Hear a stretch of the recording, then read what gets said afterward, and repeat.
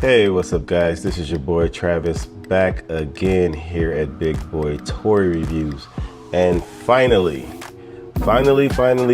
after months of trying to get this figure cheap, I bit the bullet and I bought it off of eBay. Yeah, I know, I'm terrible. I just couldn't get her for cheaper, man. So yeah, I ended up after tax and shipping, she came up out to over $300 for this thing. She is absolutely not worth $300. Nobody should be paying aftermarket prices for this figure. I do it for reviews. I do it because I'm collecting this line, but nobody should be doing it. Scalpers are some of the worst people that exist in life. Let's just be honest about that. They fucking suck. But it is what it is. This was unopened, so I do like that. She is legit. I did play around with her for a little bit, so I am happy about that. The shipping was horrendous. USPS is just horrible. It wasn't a great experience when it comes to shipping, but now that I got her in hand, let's go ahead and take a look at her. We'll go ahead and take a look at the box as usual. Typical Buzzmod Demon Slayer box. Nothing special here. She does have the crying face, which is pretty cool. I like that. You'll see her faces later. It's unfortunate that she doesn't come with a particular kind of face, but I do understand that she is basically always fighting in this version of herself. In this, I guess, advanced version is what they're calling it. And I would call it the mature version of Nezuko. Because technically she is still the same age as she is, but somehow she grows up into, I wouldn't say she was an adult. I would say she was probably, I don't know how old she is actually. I might look her up when I'm editing this video. I might put something up that says how old she is supposed to be. But I would say that when she is this age, or when she's in this form, she's probably around Tanjiro's age. Is she supposed to be shorter? I'm not quite sure. But around Tanjiro's age, which I think he's like 16, I think. But so if we take a look at the figure up close, let's just go ahead and take a better look. If she's supposed to be around Tanjiro's age when she's in this form, she is quite how do you say, busty. And for someone that's maybe should be around 16 years old, she looks more like she would be in her 20s in this form. So, but the all around the figure does look good. They did the face very, very nicely. You can see her horn does get bigger in this form. They sculpted the teeth. I don't know if those are supposed to be veins or cracks. They look more like cracks. And her face looked really good. She looks stressed the fuck out with those eyes. You can see like her, I think this is her demon art, that when she's using her demon art or whatever, these, I guess, are these like vines kind of? I'm not quite sure what those are supposed to be, but they're done really nicely. They look like vines or something to me. The line work in the upper part of her outfit here is done really nicely. The painting seems a little rough around the collar. You wouldn't be able to point that out. You wouldn't be able to not point it out. You wouldn't be able to really see that if I wasn't looking up super close, but it is a little rough here around the collar there. The paint in the torso here, in the middle of the torso, is a little rough when it comes to this belt. It's kind of bleeding a little bit. Whoops. I did loosen her neck joint. I put a little shock oil here because that joint was really tight, but I think it's making it easier for that head to fall off. But we're just looking at the paint on her her outfit right now. Anyway, that all looks good, like this checkerboard pattern that kind of her brother has too, looks really good. Then we got the line work on the soft goods part of her, and that is done really nicely. She doesn't have any bendy wire in this anywhere, so that's a bit unfortunate, but it's loose enough and baggy enough to where you won't really have any issues posing her. You got her nails painted as well. Then we got those vines going down her leg as well. Then we do have her feet painted, and then she has her little sock thing. I don't know what this is. I will say they did okay. They did pretty good painting this part of the leg. It's obvious that it was cast in a different color, probably this brown color. And then they painted over it. So it's not horrible. You can tell that it's different from the plastic that it was cast in, but it's okay. It's not terrible. It's not bad. Not quite even there on the paint. The foot looks okay. They definitely could have done better. I think it's a little muddy. Like for how much these things typically go for when they first come out, the painting shouldn't be, I shouldn't have any issues with the paint. These things are usually around 150 bucks when they come out. Let's see if we can find all the pieces to her head. And the way that they kind of have this situated, they got a hole here where the peg goes into, and it's not quite the best situation for that head because this hair is weighing her down. You can see how easy that is to take off. You can just, it's hardly any struggle to take off the back of her hair there. So it is kind of a pain in the butt because the hair, although not like super heavy, it's more heavy. It's too heavy for that little bitty peg. Can I get it in there? Also, I would say when swapping out her heads, it is easier for you to put the bangs in first. It's not like your normal swap out situation when it comes to the faces on some of these import figures. Hers, you want to put the bangs in first and then put the faces in. I tried to do it the other way around, and it was kind of a pain. But the hair is painted really nicely down here at the bottom, painted at the top. I would have liked some kind of shading in it. It would have been nice. I guess that's like a barrette or whatever in her hair. Yeah, other than that, I mean, she looks pretty good. If you can ignore the glaring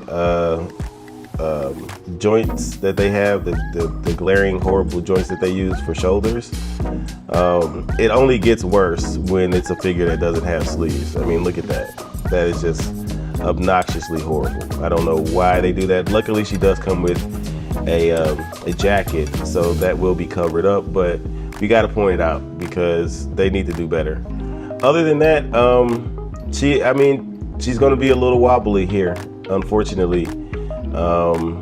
Just the nature of how they did that peg, it's not an ideal situation.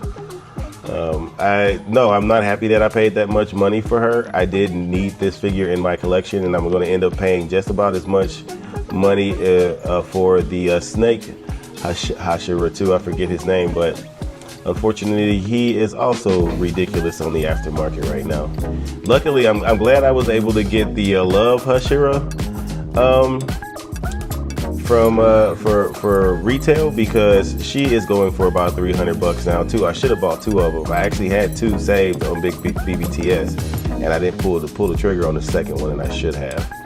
But yeah, she's all right. She's all right. She definitely has her issues. The loose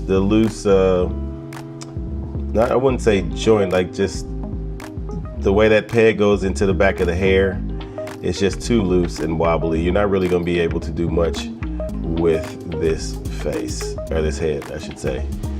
You'll get some posing out of it, but you're gonna have some trouble because it's so loose up here. But anyway, I've been talking for 10 minutes. Let's move on to accessories. All right, so as usual, a lot of times I don't want to take these hands out of the packaging, but we can get a closer look here.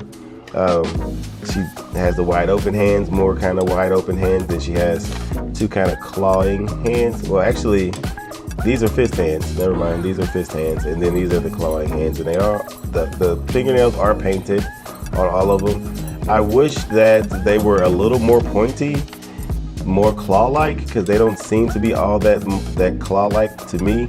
And I'm pretty sure her nails were pretty sharp and long when she was in this form, so I do wish they were a little bit more claw-like. But that's it for hands. And then because you saw the default face that came with her in the box, so she's just kind of grimacing there. And then we have, I'm keeping all of these in the plastic because I'm probably not going to change out the face. But it's done just as nicely. They're all done just as nicely as the default head. So this is her obviously yelling or growling or something like that. That face is really nice. Then we kind of got a sinister smiling face, which is done really nicely too. I don't know, I might swap it out for this face. And then we got her crying pouty face, and she does have a little tear there on the side, on both sides of her face. So she is tearing up there, so she's crying there. You got that crying face. And then she comes with her jacket, which does have bendy wire throughout the collar and the front of it, but not too much going on here. But it will cover up those ugly shoulder joints, which is nice. Then she comes, let me zoom out here. She comes with effect pieces. So her demon art is like a blood art type thing. And I guess that's what this is supposed to represent. But it's done really nicely. I do like it. It's a nice soft plastic. You can see a little white blending in there too, here. But yeah, it's done really nicely. It does lay flat on the surface, so that's really good. So that's one piece of it. Then you get a much larger piece here.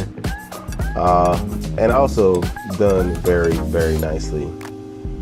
So yeah, I like these effect pieces quite a bit. And you just kind of lay them on the table, and they don't fall over or anything. And it'll be something like this. I'll show you the pictures on the back of the box. It's pretty much how they are representing it.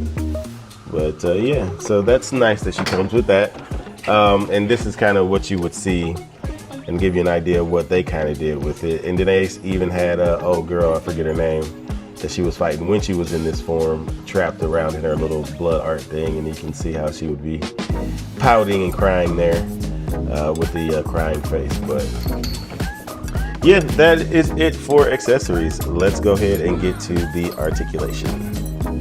Alrighty, so for articulation, I kind of went over the neck joint already, but her hair in the back are on hinge joints, so you can get her hair up a decent amount there. It's not too bad. Kind of reminds me of some stuff that Figma does sometimes. As far as looking up, it ain't happening. Let me see if we can, if I move this hair out the way, can she look up? Yeah, it doesn't really stick. That's about as far up as she can look. Down, she can look down and hold it, so that's pretty good. It's still loose. It's still not great. Oh. Okay. You gotta watch out for that. If there was a way that I could thicken up that joint, I might do that. I might use the super glue method, or the sticky putty method, or whatever. I might go with blue tack. I might do the blue tack thing and do it that way, because I don't want to really deal with the super glue. But you can get some, not really getting any side to side there, because that, like I said, that joint is super loose. So it just goes back into position because the hair is too heavy. You would think that she does get some movement out of that neck, but because the head is so loose, it's mostly unusable. It doesn't really matter what the neck can do. They could have just kept that a solid piece and it would have been just fine. She can go past parallel there with the shoulders. She doesn't have a swivel, but you would get the swivel at the shoulder, and most likely here at the elbow. They usually do twist there, yeah. And she does get over 90 degrees, slightly over 90 degrees. I mean, they still messing around with this single joint crap. and can barely get that joint to work correctly. So that's annoying as usual.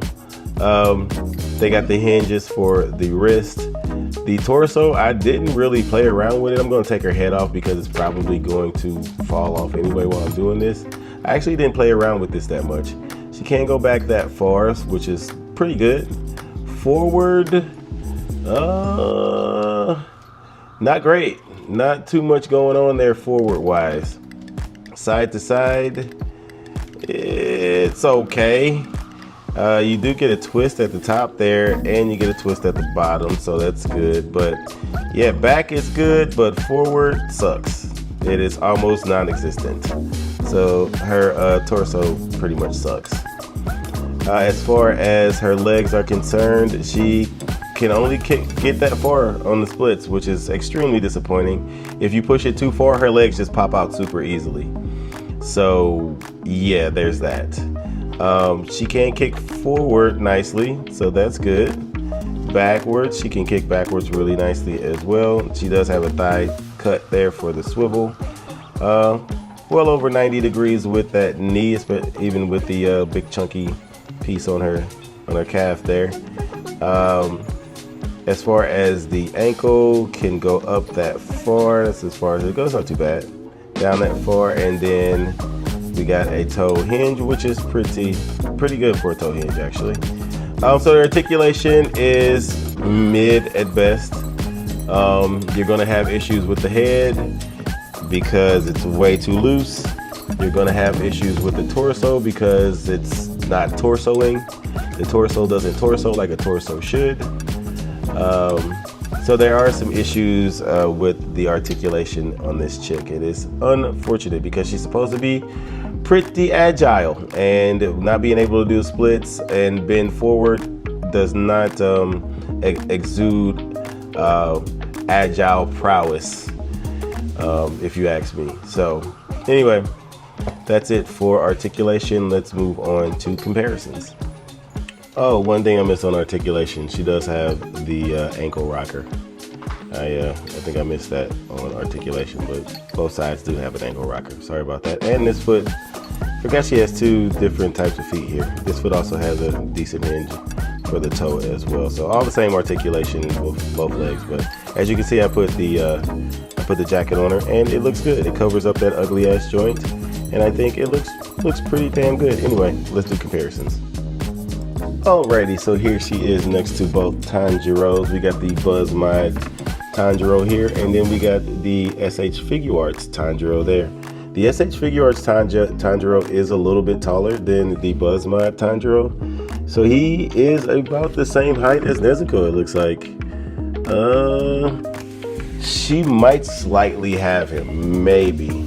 Is Nezuko supposed to be taller than Tanjiro in this form? I am not 100% sure about that. She is for sure taller than the Buzzmod version, but I don't know. She's about the same height as the SH Figuarts version.